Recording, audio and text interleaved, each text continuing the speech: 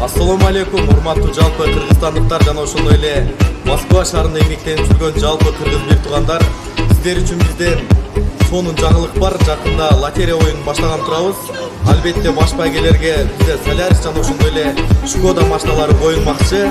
Жана ошондой эле бизде телевизор 13 штук, телефон 10 штук жана ошондой эле атайын доставка кылган кыргыз жигиттерибиз үчүн 10 велосипед дагы коштук. Жана ошондой эле 3000 сомдон 40 конверт коюлмакчы. Билет 1500 билет калды жана ошондой эле 1000 сомдон болмокчу. Батыраак алсаңыздар, батыраак баштайбыз. Балким машина сиздики болоттур, велосипедтер сиздики болоттур. Барыңыздар, аракет кылыңыздар, чандаңыздар кыргыз бир туугандар. Оюн честный жана ошондой эле таза өтмөкчү. Аллахтын буйруса. Чоң рахмат.